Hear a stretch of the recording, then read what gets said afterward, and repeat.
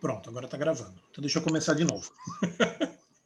O texto de hoje começa em Atos 15. Tá?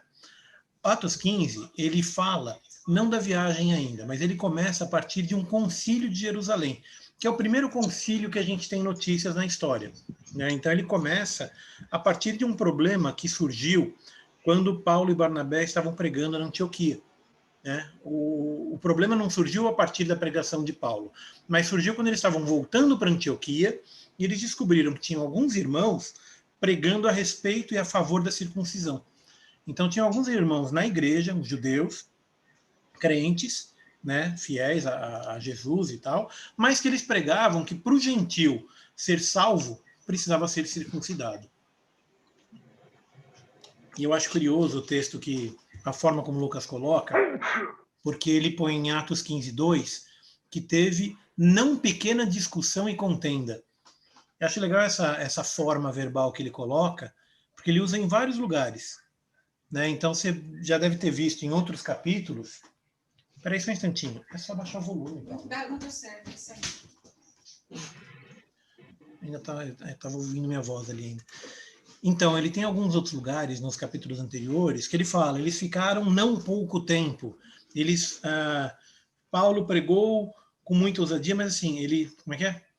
Geralmente ele fala assim, não pouco tempo, então não muito tempo, então ele põe a frase na negativa querendo dizer que é maior. Né? Então, não pequena discussão, ou seja, uma grande discussão. Né? Ele vai usar essa forma verbal outras vezes no texto. E isso é uma das identificações de que esse é um texto de Lucas. Né?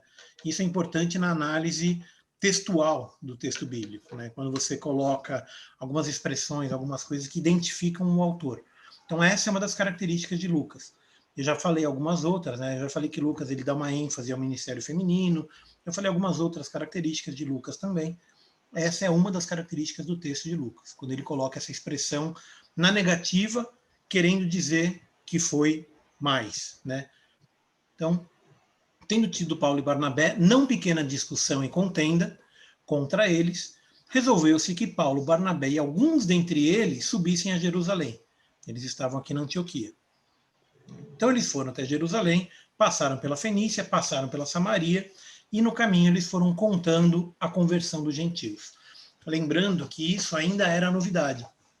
Quando começa a conversão dos gentios, quando João recebe, né, a profecia e vai e começa a converter os gentios, Paulo também, quando ele próprio recebe a mensagem, né, de Jesus, e é enviado para pregar aos gentios, não faz muito tempo. Né? Ele faz aquela primeira viagem, faz as várias pregações.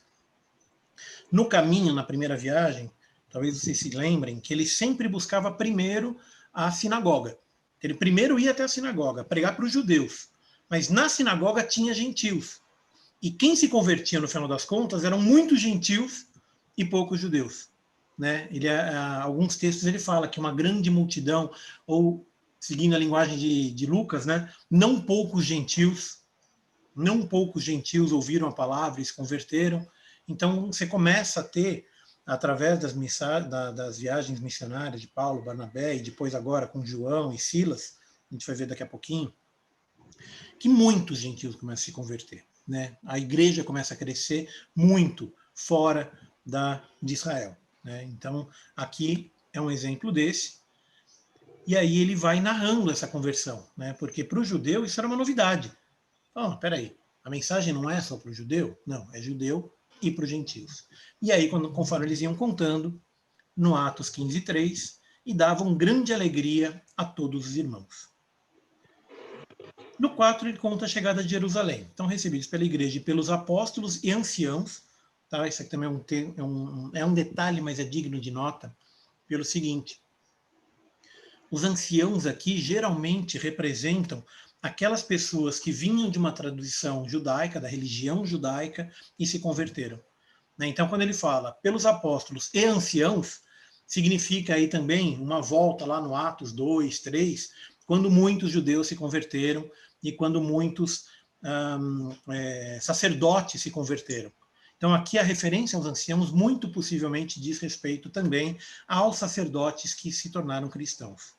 Tá? Então, repara que ele sempre, mais para frente, ele vai citar outras vezes, nunca é só os apóstolos, é apóstolos e anciãos. Né? No 4 fala isso, no 6 ele fala de novo, mais para frente, cadê? Quando eles escrevem o texto, a carta, aqui no 22 ele fala de novo, apóstolos e anciãos. Então ele está sempre reforçando a autoridade espiritual dos apóstolos, suportada pelos anciãos, quer dizer, pelo o respeito que eles têm aos anciãos e pelo conhecimento que eles têm aos sacerdotes. Tá? Bom, então chegaram em Jerusalém, basicamente, o que eles foram fazer lá? O que o Paulo e Barnabé foram fazer em Jerusalém? Anunciar. Anunciar a conversão dos gentios e também discutir a questão da circuncisão. Né? É curioso porque está em Atos, o livro de Atos tem quase 2000 anos, tem 1990 anos, e até hoje ainda tem gente que insiste que se você se converter, você tem que ser circuncidado. Até hoje ainda tem. Tem igrejas evangélicas hoje que pregam a circuncisão. Né? Ainda existe. Então, normalmente a gente chama de seita, né? Não é uma igreja evangélica, mas enfim. Isso é uma discussão que existe e existiu ao longo de toda a história da igreja. Né? Desde sempre tem essa discussão. Por quê? Lá em Abraão, lembra quando Deus mandou, né, a primeira circuncisão? Abraão, quando ele circuncidou a si mesmo, aos seus filhos e a todos da sua casa. Todos da sua casa incluía os escravos, incluía os trabalhadores, incluía todos os homens que trabalhavam ali, não necessariamente descendentes diretos de Abraão. Então essa história da circuncisão vem lá de Abraão. E aqui teve uma discussão séria, né, que foi a primeira grande discussão da igreja, que foi a respeito da circuncisão. Né? Então, aí o texto vai, e aí eles põem os argumentos e tal. O argumento de Pedro foi um dos mais fortes. Né? Então começa em 15:7, e ele já começa assim: varãos e irmãos, bem sabeis que já há muito tempo Deus me elegeu dentre vós. Então, já puxou a carteirinha, já logo de cara, já pum! Né? Jesus vira para Pedro e falou: Pedro, sobre vós sois pedra e sobre ti erguerei minha igreja, etc. Então, baseado nisso, Pedro foi considerado um dos líderes, um dos primeiros grandes líderes, e para os católicos, o primeiro papa da igreja. E aí vem: Deus me elegeu dentre vós para que os gentios ouvissem da minha boca a palavra do evangelho e crescem. Então aí ele já justificou que o evangelho é também para os gentios, já colocou logo de cara.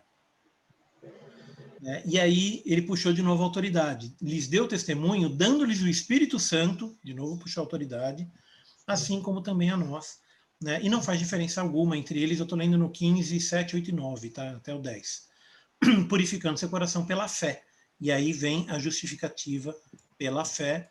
E isso aqui também é base de algumas cartas paulinas. Quando Paulo elabora digamos, como é que eu posso dizer? Quando ele coloca de uma forma lógica e estruturada a justificação pela fé.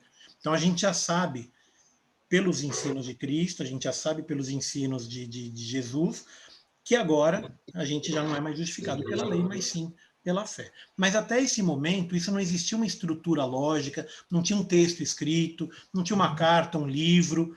O que eles tinham nesse momento era o testemunho dos apóstolos.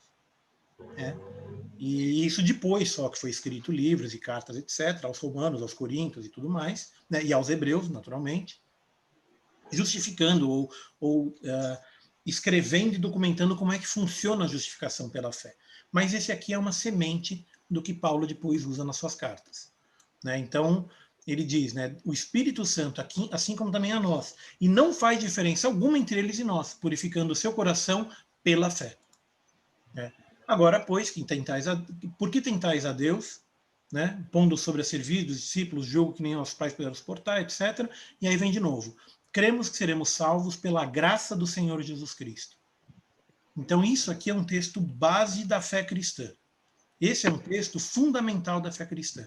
Se você acredita em Deus, se você acredita em Jesus, esse aqui é um texto base. Por que você é salvo? A gente já falou sobre isso, a gente já fez uma das aulas especificamente sobre salvação e perdão. né? E esse aqui é um texto base sobre isso. Cremos que seremos salvos pela graça do Senhor Jesus Cristo. Depois Paulo elabora isso um pouco mais e fala: não por obras para que ninguém se glorie. Nós somos salvos pela graça e pela fé em Jesus Cristo. Então está aqui, pela fé e pela graça. Daí vem a salvação. As obras, elas não são o motivo da salvação, elas são consequência da salvação. Eu não faço obras para ser salvo. Eu, sendo salvo, vou executar as obras. Tá? Agora, elas são consideradas também. Quando Deus julgar, ele vai julgar também as obras, mas primeiro você crê pela fé e pela graça sois salvos, e depois as obras elas devem vir como consequência e como uma forma de, como é que eu posso dizer, de confirmar a salvação. Não confirmar no sentido de que legalmente você pode ou não ser salvo se fizer ou não obras, não é esse o ponto. Mas assim, é uma indicação de que você foi salvo você realizar as obras. Né? As obras de justiça, é você fazer o bem, você amar o próximo, você, enfim, toda aquela coisa que Jesus ensina e que vem desde o começo da Bíblia na prática, né?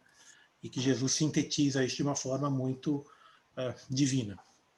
Mas o fato é que somos salvos pela fé e pela graça no Senhor Jesus Cristo.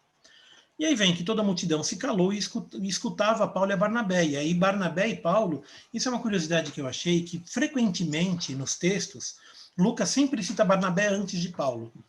Isso não é uma indicação forte, mas é uma representação da cultura judaica, que ele geralmente listava, até hoje a gente meio que faz isso, né? Em e-mails a gente faz isso. A gente coloca as pessoas mais importantes antes. Né? Então você percebe aqui que o ministério de Paulo ainda não estava firmado. Né? É Barnabé e Paulo. Você pode ver que tem outros lugares antes disso aqui que ele geralmente fala Barnabé e Paulo. Subiram, foram, desceram, vieram, entraram, saíram. Barnabé e Paulo. Né?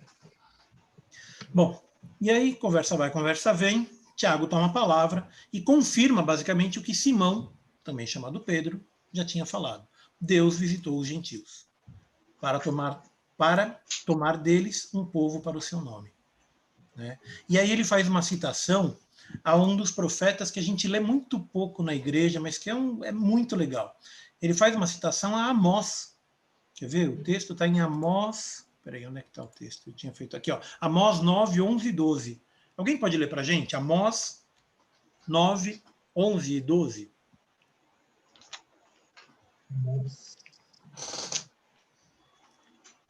Quem achou pode ler. Amós 9, 11 e 12.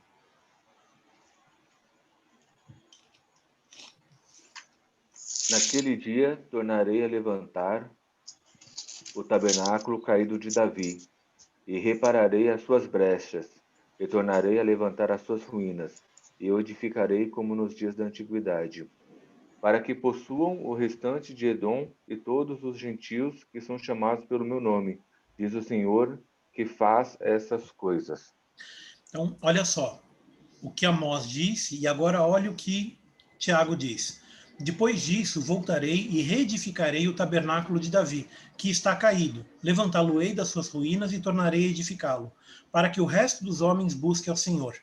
E também todos os gentios sobre os quais o meu nome é invocado, diz o Senhor, que faz todas essas coisas. Então percebe que é quase uma citação direta. Ele deve ter falado de cabeça, deve ter falado de memória, então não é uma citação literal, mas você consegue perceber uma óbvia semelhança entre os versos de Atos 15, 16 e 17 e Amós 9, 11 e 12. Né? Então ele puxou lá dos profetas a justificação de que Deus não fala só para os judeus, Deus fala também para os gentios. Né? Em 9, 11, ele fala que, não, peraí, no 12, ele fala para que possuam o restante de Edom e todas as nações que são chamadas pelo meu nome. Então aqui ele já está também justificando que a salvação é também para os gentios, mas fora do contexto da circuncisão. Aqui ele está falando que vai chamar os gentios, mas ele não falou nada em circuncisão. Ele não falou nada, vou chamar os gentios e todos os que forem circuncidados serão chamados pelo meu nome. Nem nada parecido com isso. Né? Então, Tiago termina falando no 15:19, Atos 15:19, pelo que julgo que não se deve perturbar aqueles dentre os gentios que se convertam a Deus, mas escrever-lhes que se abstenham, e aí vem também 3 critérios do cristianismo que são dos mais importantes, né? Qual que é o principal? Quando Jesus fala, né, o resumo da lei, qual que é o principal critério para você se tornar cristão? Quais são as 2 leis principais? Não está em Atos, está lá nos Evangelhos. Quando perguntam para ele, né, qual que é o resumo da lei? O que Jesus responde? Não matar. Não, essa é a lei. Mas quando perguntam para ele, ele fala, tá, mas qual que é a lei mais importante? Ele fala O 2 amor. coisas. O Amar a amor. Deus Amar a Deus sobre todas as E ao coisas. próximo como a si mesmo. A ti mesmo. Exatamente. Esse aí. Então, esse é o resumo da lei. Se você pegar o Antigo Testamento inteirinho, o que o Antigo Testamento está falando é: ama a Deus sobre todas as coisas e ao próximo como a si mesmo. Essas são as leis de ouro do cristianismo. E aqui eles têm um complemento. Então, aqui Tiago complementa que não deve colocar um jugo, etc., mas escrever-lhes. Eu estou lendo no 15:20, Atos 15:20. Que se abstenham das contaminações dos ídolos, da prostituição e do que é sufocado e do sangue. Né? Então, aqui o que ele está falando ele está adicionando 3 critérios para aqueles cristãos gentios que estão se convertendo. Né? Porque o amar a Deus sobre todas as coisas, ao próximo como a si mesmo, já estava sendo pregado. Só que era importante que o gentil que se convertesse fizesse essas 3 coisas. Né? E aí ele justifica, né, porque para os judeus isso está sendo pregado todo sábado na sinagoga, a lei de Moisés. Então isso aí já não precisa mais repetir, porque já está sendo pregado. Agora, esses 3 é preciso repetir. E aí vem que os varãos, e aí de novo, ó, apóstolos e anciãos, falei varão, falei errado, apóstolos e anciãos, escreveram uma carta. E eles enviaram, e aí olha só a inversão, Paulo e Barnabé. Né? Então, até então, ele estava sempre Barnabé e Paulo, Barnabé e Paulo, Barnabé e Paulo. Aqui ele dá uma inversão, Paulo e Barnabé. Só que logo em seguida ele já põe de novo, Barnabé e Paulo, Barnabé e Paulo, Barnabé e Paulo. Então, você tem essa questão toda que não é, digamos, um critério, não é uma coisa importante, mas é, digamos, é digno de nota. Então, eles decidiram enviar esses 2, e junto com Judas, Barsabás e Silas. Lembra que eu falei do Bar, né? O que significa um nome que começa por Bar alguma coisa? Acho que eu falei na última aula. Filho de? Filho de, exatamente. Então aqui ele está falando Judas, filho de Sabás, possivelmente o nome do pai do Judas, Barsabás. E Silas, né? Varãos distintos entre os irmãos. Então eles foram escolhidos justamente porque eram considerados fiéis. Né? Por que isso foi necessário? Vamos voltar lá para o começo do capítulo. O que Barnabé e Paulo foram fazer em Jerusalém? Por que eles foram para Jerusalém? Eles estavam pregando na Antioquia.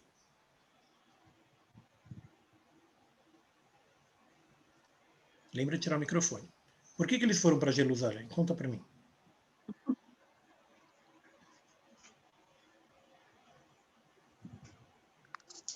Pregar para os gentios?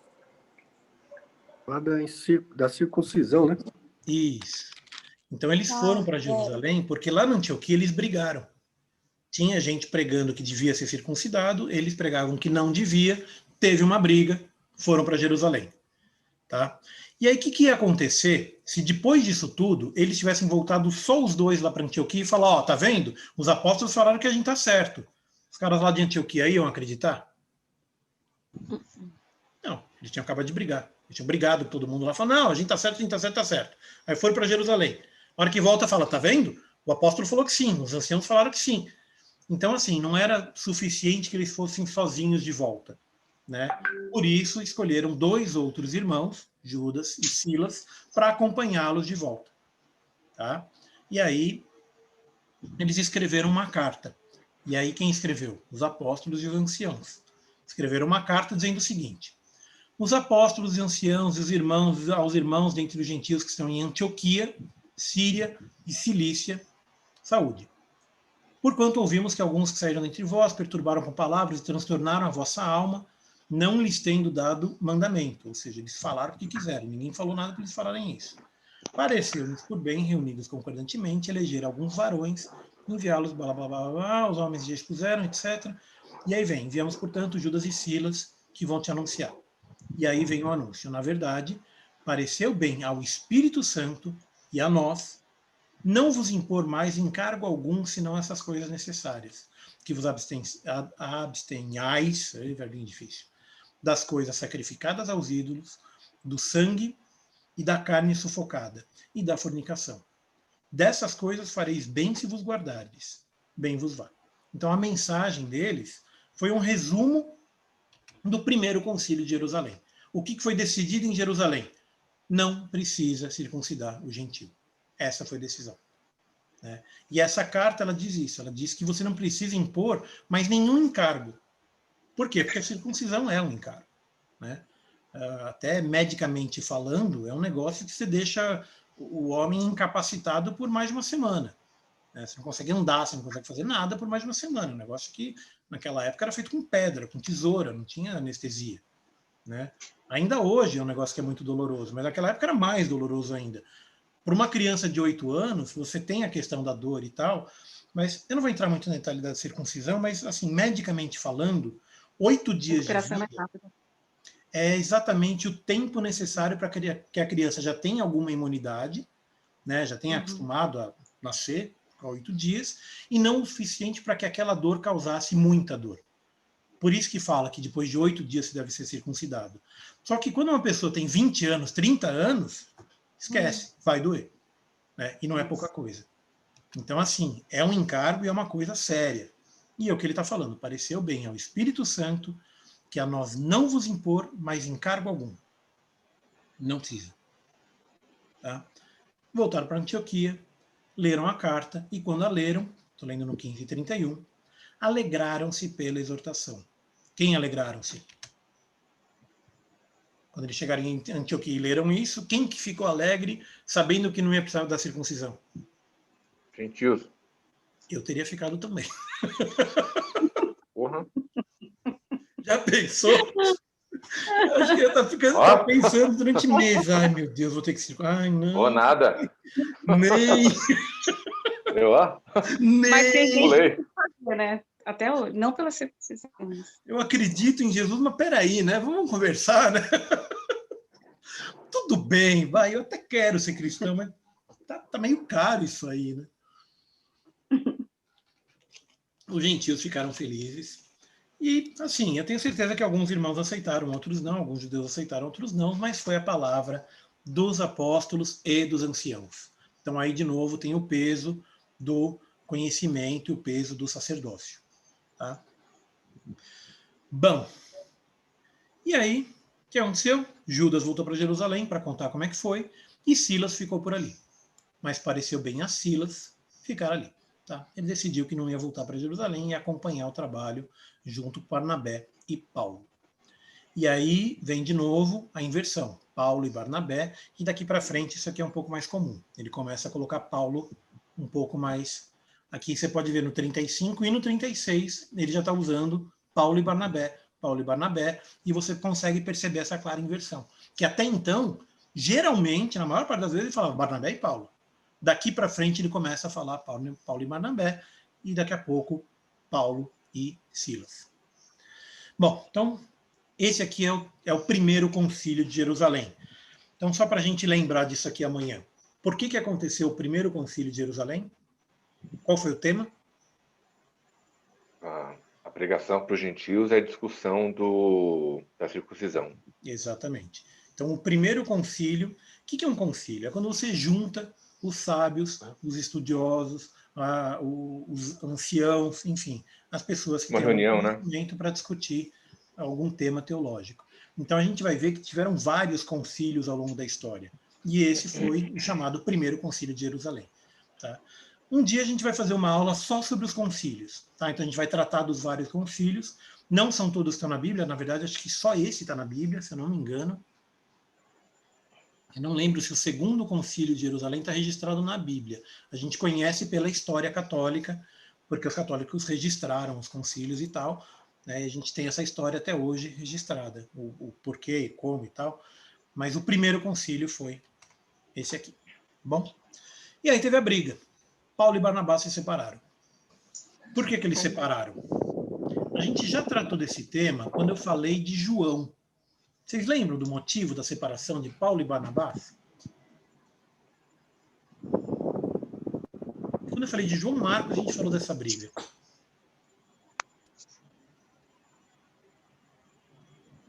Ai, desculpa, eu caí. Qual é a pergunta? Oi? Qual é a pergunta? É que o sinal aqui tinha caído. Aí eu voltei e não ouvi a pergunta. Não, a pergunta é o seguinte: Paulo e Barnabé se separaram, né? Paulo e Barnabé se separaram, e a dúvida é por que que eles se separaram? Qual que foi o motivo da separação de Paulo e Barnabé?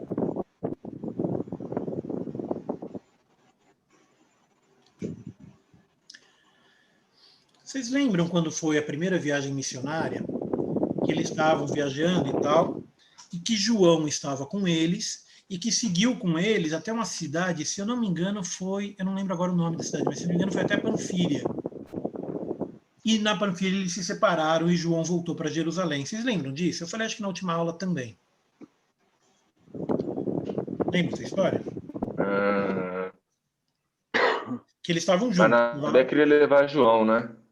Então, o que aconteceu? Na primeira viagem, João estava junto, seguiu por um tempo, passou por Creta, né? E quando eles chegaram no norte, lá na região da Panfília, eu nunca lembro o nome, acho que é Panfília, João voltou para Jerusalém.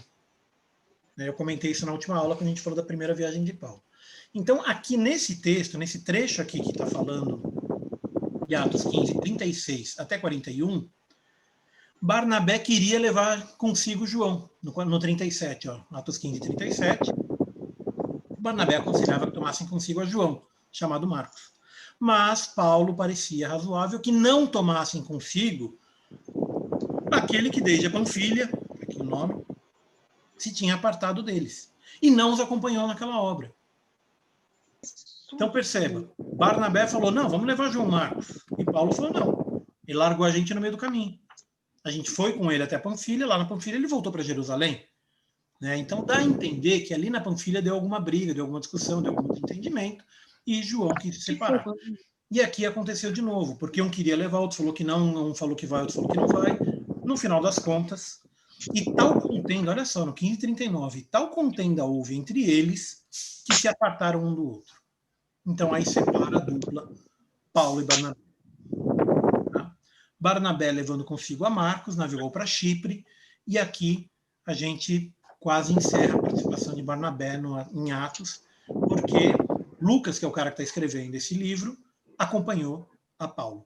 Né? Como é que eu sei que Lucas acompanhou a Paulo e Silas? Porque aqui está falando, ó, 15:40, Paulo, tendo escolhido a Silas, partiu encomendado pelos irmãos à graça de Deus. E aí foi para a Síria, foi para a Cilícia, etc. Então, houve a separação entre Paulo e Barnabé. E a gente pode ver aqui no mapa, quer ver? Deixa eu compartilhar a tela. Screen, esse aqui. Mas, por favor, me avisem quando estiverem vendo. Sim. Então, aqui a gente já falou do Concílio de Jerusalém. A separação de Paulo e Barnabé acontece quando eles estão de volta na Antioquia. Então, aqui na Antioquia que eles se separam, tá? E aí, você vai, Paulo segue para Tarso e Barnabé segue para Chipre. Só que aí você já não tem mais registro dessa viagem de Barnabé e João, tá?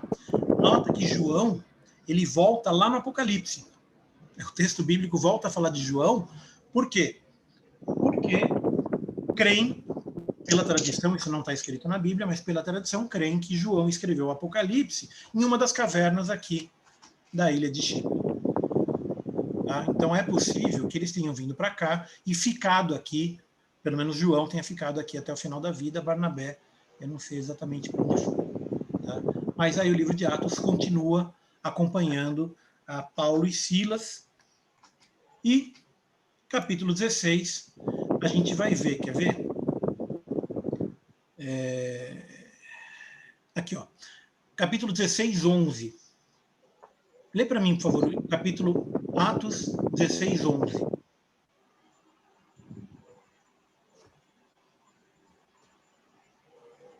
Lê para mim, amigo.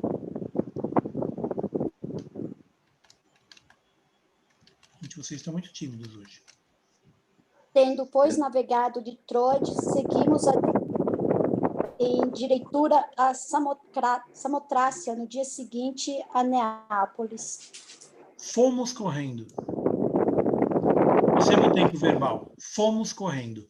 É a primeira vez aqui no livro de Atos que ele usa o tempo verbal na terceira pessoa do plural, se incluindo. Tá? Então, daí a gente acredita que Lucas se juntou Renato, tá a um barulho. Paulo na Antioquia. Então, quando Paulo foi com Silas para a viagem missionária, possivelmente nesse ponto eles se Ô, uniram. Alex, Renato, Oi? só um minutinho. É alguém que está com o ventilador ligado, mutar o microfone que está interferindo muito. É ventilador. Tá fazendo um... Só mutar, porque está interferindo bastante. Obrigado. Bom, então, estavam em Antioquia. Aqui, muito possivelmente, Lucas se junta a eles, porque algumas vezes depois disso ele começa a usar fomos, aqui no 16:11, no 16:16 ele fala indo nós à oração, né? Então aí ele passa a se incluir no texto. Então, daí a gente deduz que tudo que aconteceu até esse ponto, ele registrou de ouvir. Né? Ele estava viajando com eles e Paulo deve ter contado para ele o que aconteceu, né? João deve ter contado, enfim, Barnabé, ele possivelmente conhecia também a Barnabé. Então, Lucas escreveu tudo até aqui de ouvir falar. Daqui para frente, ele escreveu porque ele estava junto, ele andou junto com Paulo e Silas, não mais Paulo e Barnabé. Tá? E aqui um pouco antes também, no 16:1, no começo do 16:1, ele une também a Timóteo. Tá? Timóteo é o Timóteo. As cartas de Paulo a Timóteo são clássicas, a gente conhece, está na Bíblia e tudo mais. Aqui ele se junta, em Listra. Chegou a Derbe e Listra, lembrando que essas cidades elas são próximas uma da outra, né? Derbe e Listra. Tem uma distância, mas não é nada tão absurdo. E vocês lembram na primeira viagem que aconteceu nessa região, entre Derbe e Listra? Eu não vou forçar a memória de vocês, eu vou lembrar.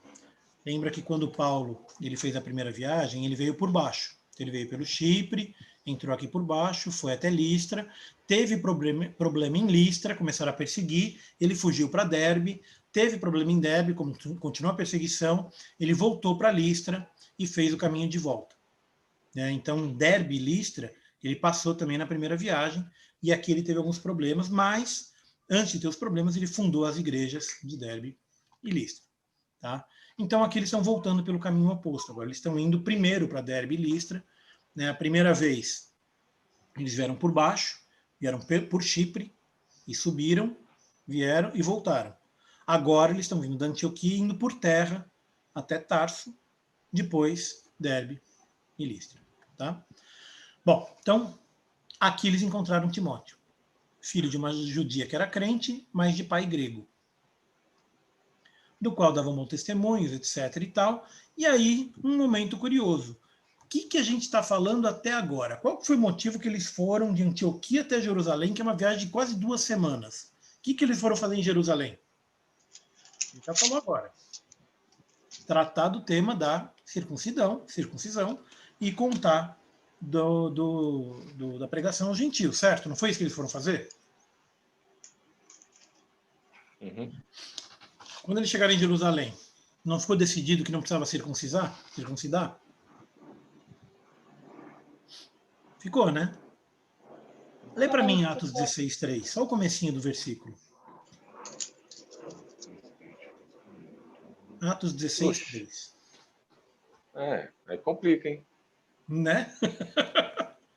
O que está escrito ali? Paulo quis que este fosse com ele. Está falando de Timóteo, né? Timóteo. E tomando, circuncidou. Pois é. Por causa dos judeus que estavam... Por causa dos judeus que estavam naqueles lugares. Porque todos sabiam que seu pai era grego. Então eu confesso que esse é um texto que para mim até hoje é um mistério e é um dos grandes dilemas teológicos da Bíblia. Porque o capítulo inteiro, 15, eles estavam tratando desse tema, foi decidido que não precisava, né? Mas pegou a Timóteo, ato contínuo, circuncidou a Timóteo. Então, assim, eu não vou saber dar muitos detalhes sobre isso. O que eu vou falar é a minha opinião pessoal, tá? Por que eu acho que ele circuncidou a Timóteo? Para que não tivesse nas cidades de Listra, Derbe, nas outras que eles iam pregar, para que não tivesse essa questão de, mas esse pode pregar, esse não pode pregar, esse pode entrar na sinagoga, esse não pode entrar na sinagoga. Ele é circuncidado, ele não é circuncidado. Então, para que não tivesse mais essa discussão, ele falou, então vai circuncida. Porque ele era filho de pai grego, ou seja, a judia, a mãe, possivelmente era crente, né? Então ela não tinha circuncidado, e o pai era grego, ou seja, ele não tinha sido circuncidado. E aí, eu acho que, para evitar a confusão, né, para evitar essa discussão, para tirar isso da frente do caminho, Timóteo foi circuncidado. Tá? Não porque era para seguir a religião antiga judaica, etc., mas para que isso não fosse usado contra eles. Então, perceba, tem uma carta de Paulo, se não me engano, aos Coríntios, não, aos Hebreus, na carta aos Hebreus, ele fala assim, que... Como é que chama? Que você deve se abster de comer carne se isso ofender o teu irmão. Uhum. Né? Então, assim, você pode comer carne, mas se isso ofender teu irmão, então não come. Na frente dele, não come. Então, eu acho que vai mais ou menos nessa linha. Por que ele circuncidou a Timóteo? Porque Timóteo ia seguir eles no trajeto, ia também ajudar a criar as igrejas e tal, e para que isso não fosse apontado como um problema, né, para que isso não fosse apontado como, digamos, um tema de discussão, ele circuncidou. Tá? Então, tirou isso da frente, está circuncidado, pronto, pode pregar. Uma coisa assim. Tá? Mas isso também é um dos motivos, você lembra que eu falei, né, que a circuncisão ela é discutida até hoje, 2000 anos depois, ainda se discute a circuncisão. Por isso. Porque Timóteo foi circuncidado. Tá? Mas, enfim, isso é um tema teológico, não vou detalhar muito mais, e até porque não tem uma conclusão final sobre falar, foi isso ou foi aquilo. Não, é uma discussão que ainda está aberta. Tá? Mas me parece, eu vou na linha de que ele foi circuncidado para que isso não fosse apontado como um problema na hora que ele estivesse fundando igrejas e pregando. Okay? Porque, lembra também quando Jesus fala sobre o divórcio? O que Jesus fala sobre o divórcio? Vocês lembram? Ele fala que por causa da dureza do nosso coração, Moisés permitiu que as pessoas se divorciassem. Exatamente. Então, de novo, eu acho que vai nessa mesma linha, a mesma questão da carne, quer dizer, por que as pessoas têm uma dureza de coração e julgam? Então, evita de comer carne, evita de fazer alguma coisa que ofenda. Nesse caso, a circuncisão de Timóteo, eu creio ser alguma coisa semelhante. Por causa da dureza do coração das pessoas, para quem eles iriam pregar, ele falou, não, circuncida, tira isso da frente, aí as pessoas não vão poder te julgar por isso. Né? Resolveu o assunto, bola para frente. Né? Então, assim, ele não fez isso para seguir a lei judaica. Ele fez isso para que, quando ele fosse pregar, isso não fosse um empecilho. Ficou clara essa questão?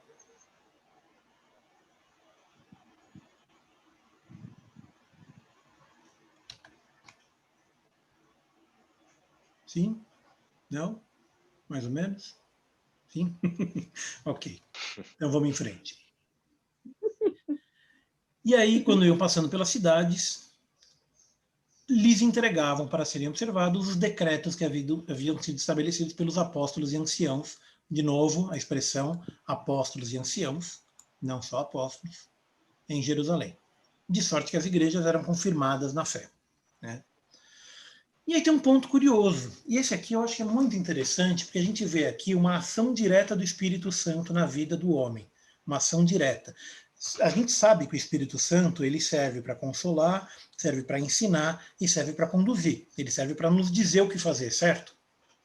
Aqui tem uma evidência de como isso acontece na prática. Em Atos 16, 6 e 7, ele menciona 2 vezes que o Espírito Santo não permitiu. Mas repara, e passando pela Frígia e pela província da Galácia, foram impedidos pelo Espírito Santo de anunciar a palavra na Ásia. Ou seja, não era para ir. Quer ver? Deixa eu abrir o mapa de novo. Cadê? Deixa eu compartilhar o mapa de novo. Está aqui. Então, quando eles chegaram aqui perto da região de Icônio, repara que eles chegaram em Listra e viraram para a direita. Eles estavam querendo ir para a Ásia. Estavam querendo ir lá para o lado da Índia, para aqueles outros cantos. né? E quando eles chegaram aqui, esse desvio que eles fizeram para ir lá para outro canto, foram impedidos pelo Espírito Santo de anunciar a palavra na Ásia. E quando chegaram a Mísia, que é um lugar que não está identificado hoje, uma cidade que não foi, mas era ali na região, né? E tentavam ir a Bitínia, que também é outra cidade que não foi identificada no mapa, mas era ali próximo. E aí, repara, no 16:6 ele fala, foram impedidos. Quem impediu no 16:6 e quem impediu no 16:7? Jesus. Espírito de Jesus. Olha só que expressão curiosa. Até onde eu sei, é o único lugar na Bíblia em que aparece essa expressão. Mas Espírito de Jesus. dentro do mesmo contexto. Vocês perceberam? Foram impedidos pelo Espírito Santo e quando chegaram foram impedidos pelo Espírito de Jesus. Não permitiu. Parece um detalhe, mas por que é um detalhe importante? É um dos textos que justifica também a Trindade. Então a gente está falando aqui basicamente do mesmo Espírito. O Espírito Santo e o Espírito de Jesus, a gente está falando da mesma pessoa, é o mesmo Espírito. O Espírito Santo e o Espírito de Jesus, né? Em algumas vezes acontece o Espírito de Deus, né? Aparece essa expressão também, e a gente está falando sempre da mesma pessoa. Quem hoje a gente conhece por Espírito Santo. Ele impediu que eles fossem até a Ásia. Né? E aí, só uma curiosidade, por que eles queriam ir para a Ásia? Porque na primeira viagem eles sofreram perseguição aqui na região de Pisídia.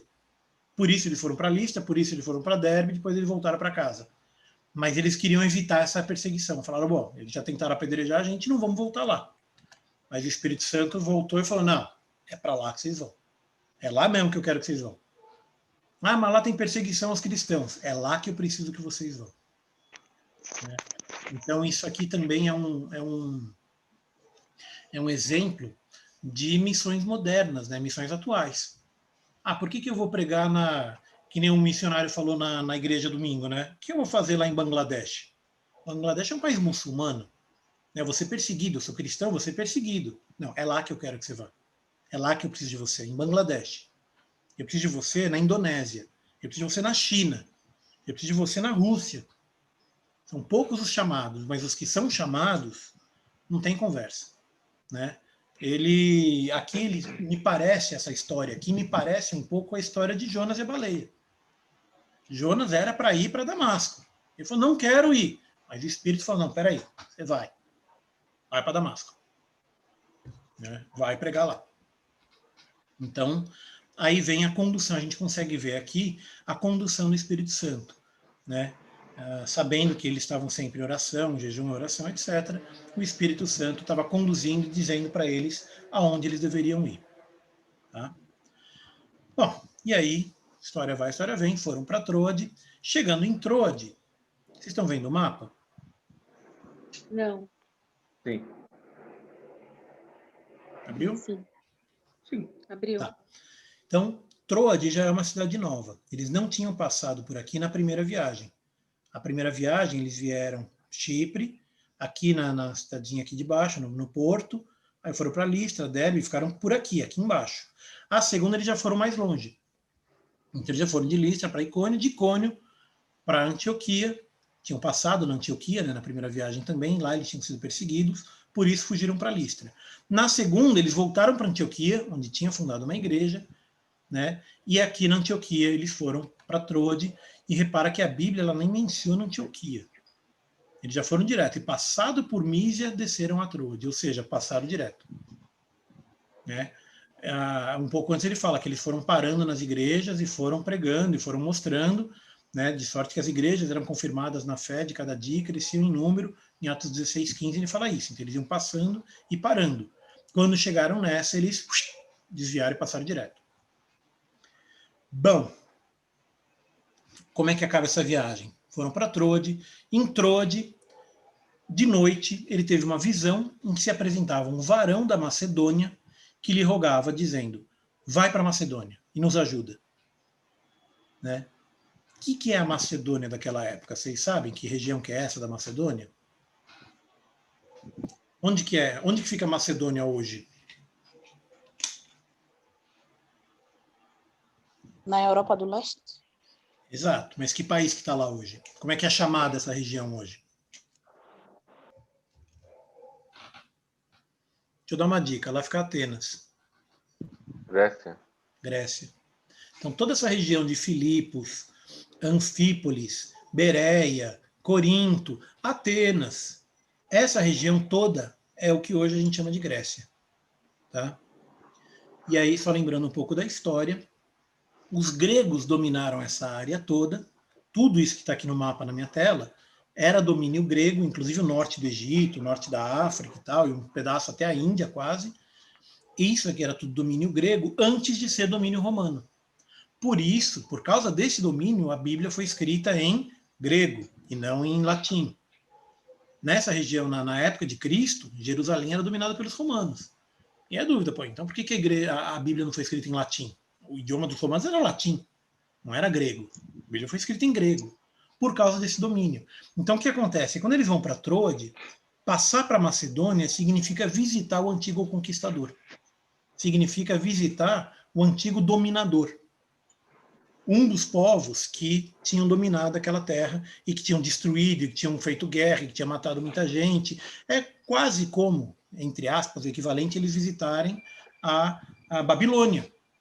Né? Repara que nessa viagem eles não foram para o lado da Babilônia, não foram para o lado lá da...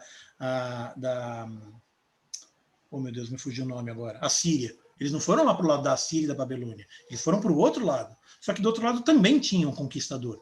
Tudo bem. Nesse período de tempo, já tinha sido há mais de uma centena de anos. A Grécia tinha dominado aquela região há, sei lá, quase 200 anos, um pouco menos de 200 anos. Mas visitar Filipos, etc., visitar a Macedônia significava visitar o conquistador, né? Visitar o antigo inimigo. Você está indo para a casa do inimigo. E foram. Né? O Espírito Santo mandou, eles foram. E repara, aí a expressão de novo, de Lucas, no 16:11. E navegando de Troade, fomos correndo em caminho direto para a Samotrácia. E no dia seguinte a Neápolis. Fomos rápido, ou seja, tinha senso de urgência. Por favor, nos ajuda. E aí eles foram ver o que estava acontecendo. Foram lá para Samotrácia, para Neápolis, dali para Filipos, que é a primeira cidade dessa parte da Macedônia, e é uma colônia. E estivemos alguns dias nessa cidade. Então, aqui vem a formação da igreja de Filipos. Essa igreja é a igreja para quem Paulo endereça a carta aos filipenses. Então, tá aí. A gente vai estudar ainda a carta aos filipenses, a gente vai falar ainda bastante dessa igreja, mas ele visitou Filipos aqui na segunda viagem. Vamos em frente. No dia de sábado, aí olha só uma mudança também não no estilo, mas no método de Paulo. Vocês lembram na primeira viagem? Eu falei sobre isso. Qual que era o método de Paulo? Cada vez que ele chegava numa cidade, o que ele fazia assim que ele chegava na cidade? A gente falou disso na última aula. Para onde ele ia quando ele chegava numa cidade? Ia para a sinagoga. Exatamente. Então o método dele na primeira viagem era: chegou na cidade, vamos para a sinagoga, vamos pregar para os judeus. Vamos para a sinagoga. Todas as cidades que ele passou na primeira viagem, ele primeiro ia buscar a sinagoga. Aqui ele chegou em Filipos, possivelmente existia uma sinagoga em Filipos, mas chegando lá, num sábado, ou seja, é o dia a dia sinagoga, para onde eles foram? Está em 16:13. Beira do rio? Beira do rio. Saímos para fora das portas para a beira do rio, onde julgávamos haver um lugar de oração, ou seja, eles saíram buscando um lugar para orar. Né? E ali eles começaram a pregar e evangelizar as mulheres, e aí conta a história que uma certa mulher chamada Lídia e tal, não sei o quê, e que servia a Deus, ou seja, já era uma mulher, aqui não especifica, né, se era judaica ou judia ou não, só fala que era da cidade de Tiatira, e que servia a Deus. Ela ouviu e abriu o coração para que estivesse atento ao que Paulo dizia, foi batizada ela e a sua casa, né? E aí eles acabaram hospedando na casa dela durante um tempo. Tá? Só que aí o que aconteceu em seguida, e com isso a gente encerra a aula de hoje, é rapidinho, tá? Vou tentar falar rapidinho esse pedaço aqui. Eles saíram para orar, encontraram uma jovem que tinha espírito de adivinhação e que, adivinhando, dava grande lucro aos seus senhores. Né? Isso já aconteceu outra vez com Paulo. Lembra quando ele falou com um mago na primeira viagem e que causou um monte de problema para ele?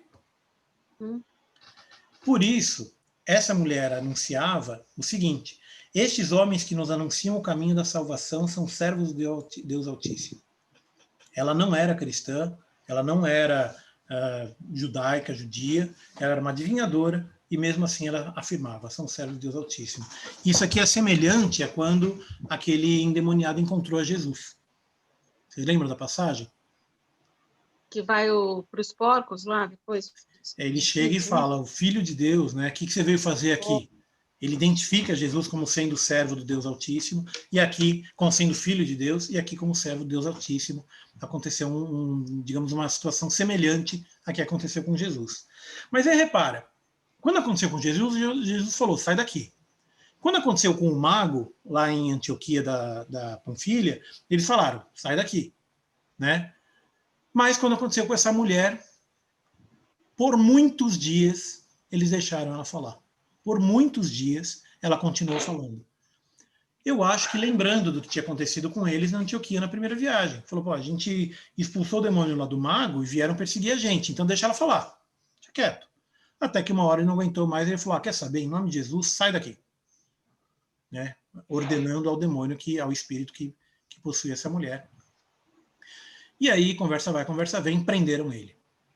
E havendo dados. E aí repara que aqui o texto, um pouquinho antes ele fala, indo nós à oração, Lucas estava junto. Só que aqui, quando prende, cadê? Vem Senhor, aqui ó, no 16, 19, e os levaram à praça. Ou seja, Lucas não foi. Lucas não estava. Ele estava junto, presenciou aquela situação toda, mas ele não foi levado preso. E aí, de novo, no 20, e apresentando-os aos magistrados, aqui ele está falando de quem? Quem que foi apresentado aos magistrados? Paulo e Silas. Paulo e Silas. Lucas é quem está escrevendo o texto, ele não foi levado e acompanhou aquilo tudo, viu aquela situação toda. Mas aí, de novo, no 23, ele fala, e havendo-lhes dado muitos açoites, de novo, eles, né, não nos deram açoites, deram a eles os açoites. Prenderam. Né? Bom, e aí tem uma passagem que é uma das mais lindas da Bíblia, a gente tem canto sobre isso, tem pregações sobre isso, tem música sobre isso, e é muito legal. Né? Essa passagem é muito legal. Tá? Então, quando eles estavam presos, lembrando que ele foi preso com toda a segurança. No 16:24 fala, e os lançou no cárcere interior e lhe segurou os pés no tronco, ou seja, eles estavam com o pé preso, tinha um tronco no pé. Estavam numa situação desconfortável, lá no fundo da cadeia. E apanharam, né? Apanharam, estavam machucados, feridos, sangrando possivelmente, com perna passada, com uma tábua, uma madeira na perna dele. Aí eles choraram, gritaram. Foi isso que eles fizeram? Não. Louvaram. Não. Louvaram. No meio da dificuldade, da prisão, da cadeia, sem nenhuma possibilidade de sair, sem saber o que ia ser no futuro, sem saber o que ia acontecer, no meio de uma situação assim que poderia ser a pior situação da vida deles, se não a última situação da vida deles, Paulo e Silas oravam e cantavam hinos a Deus. Oh, glória! Isso é um exemplo para todo mundo, né? Quem é que consegue cantar hinos a Deus numa situação de vida e morte? Numa situação extrema. Né? É um exemplo para todo mundo, é um exemplo de fé para todo mundo. Paulo e Silas oravam e cantavam hinos a Deus. Né? E aí, qual foi a consequência disso? Grande terremoto. 16:26, sobreveio um tão grande terremoto que os alicerces do cárcere se moveram. E logo se abriram todas as portas e foram soltas todas as prisões, todas. Tinha mais gente presa lá além deles. Abriu tudo. O carcereiro viu, desesperou, falou, vou me matar. Porque o carcereiro, naquela época, ele era responsável pela vida do prisioneiro. Mas se acontecesse qualquer coisa com o prisioneiro, que ele fugisse, alguma coisa, o carcereiro ia tomar o lugar. Ele ia ser preso, ia ser punido, ia ser espancado, ia ser até morto. A hora que ele viu que abriu todas as portas, ele falou, tô perdido. estou perdido, vou me matar. É mais fácil me matar do que eu apanhar, e sabe Deus o que mais acontece. Mas Paulo falou, para. Não te faças nenhum mal, porque todos estamos aqui. Como eu disse, tinha outros prisioneiros naquela prisão. E os outros prisioneiros, olha o que diz no 16:25. E outros presos os escutavam. Ou seja, eles estavam cantando e era uma situação tão intensa, tão incrível, tão maravilhosa, né? O Espírito de Deus estava ali com eles de uma forma tão poderosa que os outros presos, mesmo quando abriu as cadeias, não fugiram. Não foi só eles que não fugiram, os outros também não fugiram. Porque aqui ele diz, no 28, todos estamos aqui. 16:28 diz isso. Né? Espera aí só um instantinho. Deixa eu projetar o texto. Não, aqui, pronto. E aí, pronto. E pedindo luz, viu, não sei o que lá, estava todo mundo lá. Bom, e aí conversa vai, conversa vem. O carcereiro se converteu. Né? E a hora que ele converteu, ele pergunta, né, o que precisa para me salvar? E aí vem de novo, eu já falei sobre isso. O que é necessário para que uma pessoa se salve? Crê no Senhor Jesus Cristo e será salvo. Está aqui. É simples.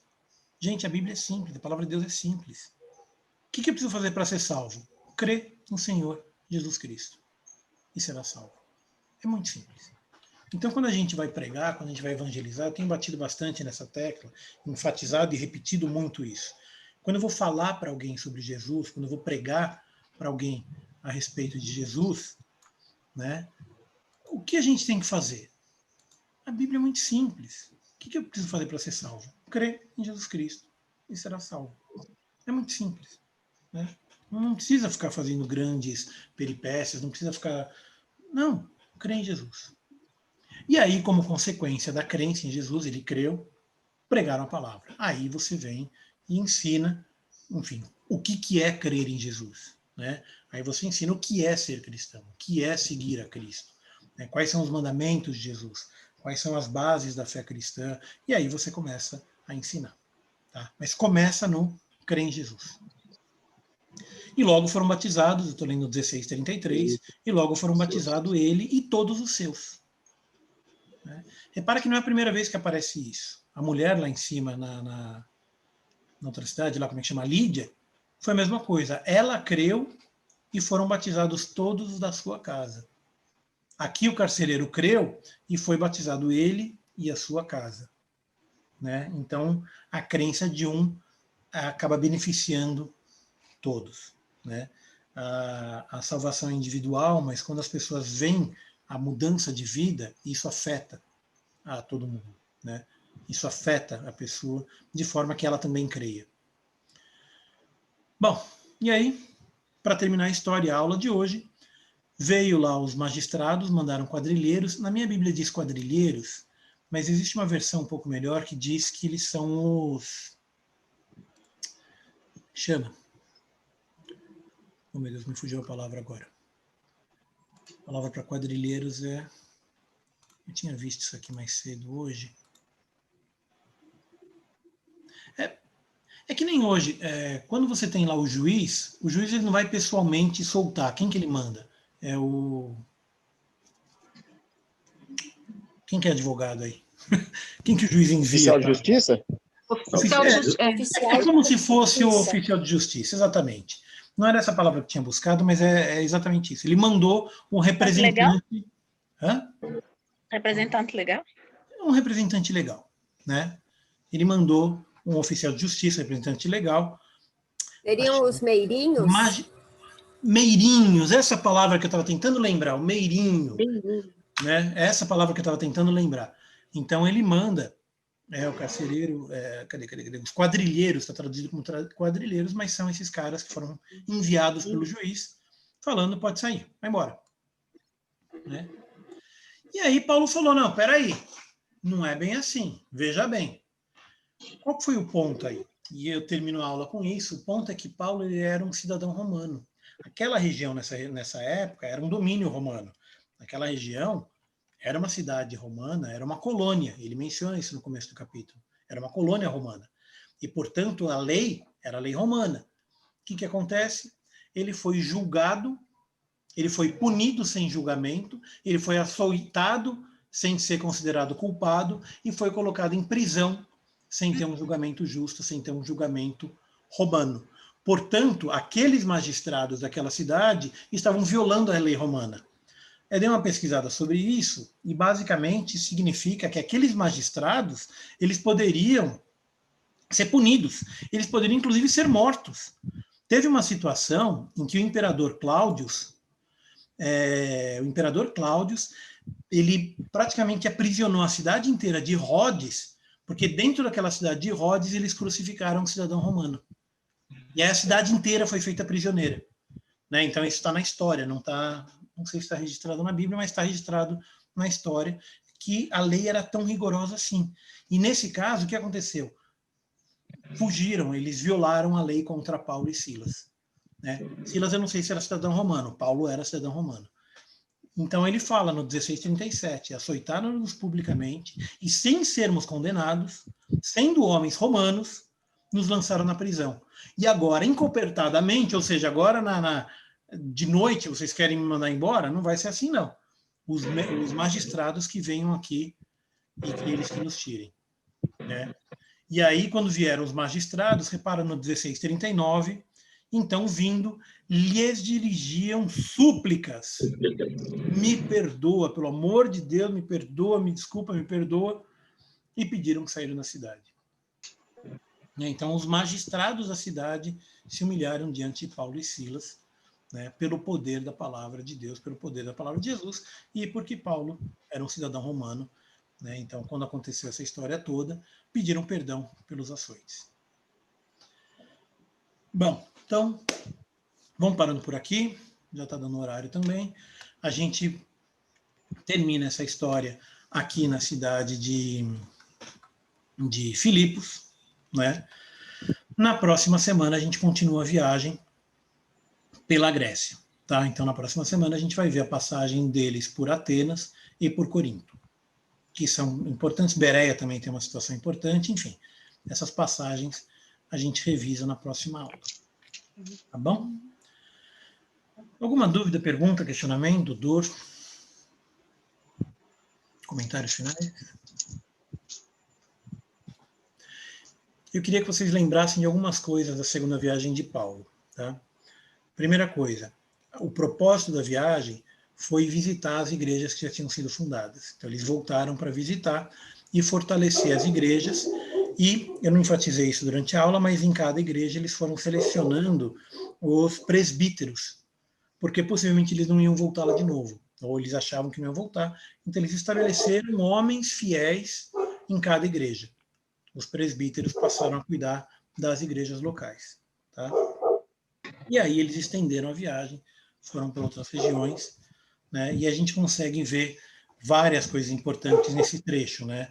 O cuidado do Espírito Santo, né? A condição, a direção, a condução, a direção do Espírito Santo na nossa vida, que às vezes é uma condução só teórica, mas às vezes ela é muito prática, às vezes é uma coisa assim, vai para cá, né? Nem sempre se tem uma condução assim tão direta, eu quero que você vá para essa cidade, mas quando tem, obedece. Quando a gente ouve a voz do Espírito Santo, obedece. Outra coisa que a gente pode aprender, que é muito importante nesse texto, pode estar a pior situação da vida de um homem, pode estar pensando que dali não tem saída, não tem solução, não tem jeito. Ora e louva, que o jeito vem. Ora e louva, confia em Deus, o jeito vem. A gente não vê o jeito, a gente às vezes não vê saída. Eu não vou ficar pregando sobre isso agora, mas só rapidamente quero que vocês lembrem disso. Lembra que na pior situação que podia acontecer na vida de Paulo e Silas, eles oravam e louvavam a Deus. Lembra disso. E uma coisa também que é interessante, Renato, que assim, a gente vê que nem sempre é fácil seguir os caminhos de Deus, porque de todos os apóstolos, se eu não me engano, acho que só João morreu de velhice. Todos os outros, eles tiveram mortes meio que terríveis, né? Ou era crucificado, ou era decapitado, como dizem que Paulo foi, ou crucificado de cabeça para baixo. Mas isso não impediu que eles morressem defendendo a fé em Deus, confiando em Deus, né? Pela espada, né? Teve Tiago pela espada também que morreu, está registrado na Bíblia. Então, e você vê, quando o Espírito Santo impediu que eles fossem para a Ásia, mandou que eles fossem exatamente para a cidade onde eles já tinham sido perseguidos e da qual eles tinham sido expulsos. Antioquia da Panfilha, a cidade da qual eles foram expulsos. O Espírito Santo falou, é para lá que eu quero que você vá, não é para a Ásia, não é para a direita, você vai para a esquerda, você vai lá para onde eu estou te mandando. Então, nem sempre a decisão ou a ordem é fácil. Mas é o que falou, me fugiu o nome agora, o missionário que pregou domingo. Qual era o nome dele? Natanael? Era uma coisa assim, não era? Oh, meu Deus, me fugiu o nome dele agora. A esposa chamava Arlete. Arlete. Nicolau. Nicolau. Nicolau. Muito obrigado, Manzali. Então, o Nicolau, ele fala isso, né? Ele, durante a pregação, ele falou, olha, não é fácil, mas isso não significa que não é extremamente prazeroso. Você vê o poder de Deus, você vê a ação de Deus, não é uma coisa fácil, mas te traz uma satisfação muito grande. Você vê o trabalho de Deus. Quando você está dentro dos planos de Deus, quando você está seguindo a ordem de Deus, mesmo em Bangladesh, mesmo numa cidade no subúrbio de Bangladesh, no subúrbio da capital de Bangladesh, que é uma situação assim, que é muito pior do que uma, sei lá, imagina uma favela aqui em São Paulo, por exemplo, lá é pior, né? Aqui em São Paulo você tem favela, mas que lá é um negócio assim, que a gente não consegue imaginar. E mesmo lá, eles veem o poder de Deus diariamente, eles veem a ação de Deus, eles tiram satisfação disso. Então, não é da facilidade da vida que você tira a alegria. A nossa alegria não vem da nossa vida ser fácil. A nossa alegria vem de ver o poder de Deus e a ação do Espírito Santo na nossa vida. É daí que vem a alegria, é daí que vem a satisfação. E é uma alegria que não tem nome, é uma alegria que não tem medição, não é uma alegria temporária, é uma alegria permanente, né? É uma paz permanente. Quando a gente está dentro do plano de Deus, essa alegria vem. Na boa situação, na má situação, não importa. Tanto que a Bíblia, o Antigo e o Novo Testamento, eles não fazem muita distinção entre escravidão, né? O Jesus mesmo fala que não importa se você é escravo ou Senhor. Não é esse o ponto. O ponto não é se a tua vida está fácil, se está difícil. Não é daí que vem a tua alegria. A tua alegria não vem de ter um carro, ter uma casa, ter dinheiro, ter um salário. A tua alegria vem de Deus, de você ver a obra dele, de você estar dentro da obra dele, e é daí que você tira... Você não está alegre porque não arrumou emprego? Você não está alegre porque arrumou emprego? Eu claramente estou alegre porque arrumei emprego. Mas essa é uma alegria passageira. Né? Hoje eu tenho emprego, amanhã eu posso não ter, mas isso não vai tirar meu prazer, a minha alegria, a minha paz. Pelo menos não deveria, porque a gente é humano, né? Então às vezes você fica chateado. Pelo menos como o pastor Ricardinho falou há 2 domingos atrás, que é loucura, que é totalmente louco. O que deveria ser lógico para nós vamos tudo ao contrário. Mas é mesmo. É uma loucura boa. A palavra de Deus Confiar é loucura, em Deus. né? Então, eu sou humano também. Então, eu passei por momentos de tristeza enquanto estava desempregado e tal. Agora eu estou empregado, estou passando por um momento de cansaço. Mas não é daí que vem a alegria. A alegria está em fazer a obra. A alegria está em ver o resultado, né? Em você ver a operação de Deus na nossa vida, né? Bom, a gente passou já um pouquinho do tempo, então eu vou encerrando por aqui com uma oração. Eu vou orar e vou pedir a bênção de Deus sobre a nossa vida. Né? E lembra disso, ele está sempre conduzindo, desde que você esteja caminhando dentro do caminho, né? Desde que você esteja seguindo ao mandato dele e que você esteja conforme o Espírito Santo. Né? E aí a gente vai tirar alegria mesmo na prisão, mesmo com uma trave no pé, mesmo dentro de uma cela escura, que você não sabe se vai morrer amanhã, depois de ter sido espancado, mesmo assim, eles cantavam e oravam. Né? Então, vamos usar isso como exemplo e como motivo, né, de louvor também para a nossa vida. Amém. Então, deixa eu fazer uma oração rapidinho. Pai bondoso, em nome de Jesus, eu te agradeço pela tua palavra, eu te agradeço pelo exemplo que a gente pode ver hoje, tanto tempo depois, de homens que seguiram, Pai, a tua palavra e que tiveram fé e que tiveram uma vida dentro dos teus caminhos, Pai. Nos ajuda também a seguir o teu caminho, por mais difícil que possa parecer, por mais longe que possa parecer, por mais complicado, trabalhoso, dolorido, mas que seja dentro, conforme a tua palavra, conforme o teu mandamento, Pai. Me ajuda nisso também, né, para que eu possa estar sempre dentro do teu, debaixo, Pai, do teu poder e dentro do teu caminho, Pai. Para que eu e cada um aqui que está ouvindo essa aula também, Pai, para que a gente não se desvie nem para a direita, nem para a esquerda, mas que siga conforme o Senhor mandou, o caminho que o Senhor mandar.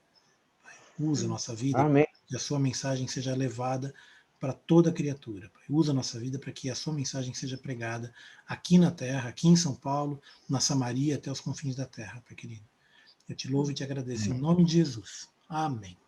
Amém. Amém. Que Deus abençoe a todos. Tenham uma boa Paz do semana. Senhor. Senhor. Amém. Paz, igreja. Paz, Senhor. Paz. Paz, Senhor, a todos. Amém. Ó, amanhã a entrevista com o pastor Renato, hein? Vai ser legal. Ele vai falar sobre Missionário, MCM, José vai falar Renato. sobre luta de missões. Missionário, José Renan. Missionário. Ele se identifica como pastor Renato, né? Então eu vou chamar conforme ele colocou. Bom, pessoal, boa semana. Fica com Ricardo. Deus. Amém. Goodbye. Tchau. Goodbye.